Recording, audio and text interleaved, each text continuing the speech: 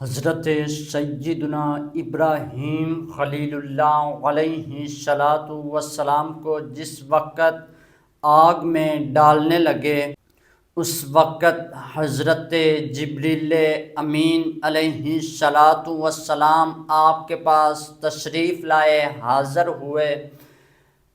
عرض کیا حضور آپ کو میری مدد چاہیے تو بتلائیے، میں آپ کی مدد کروں۔ حضرت سیدنا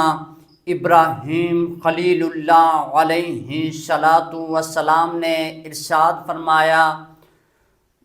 مجھے آپ کی مدد کی کوئی ضرورت نہیں۔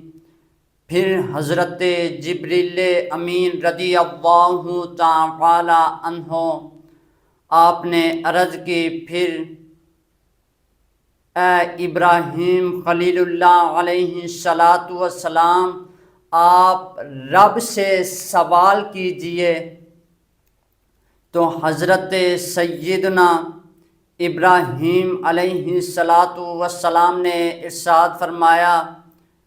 میرا رب مجھے جانتا ہے، وہ مجھے دیکھ رہا ہے،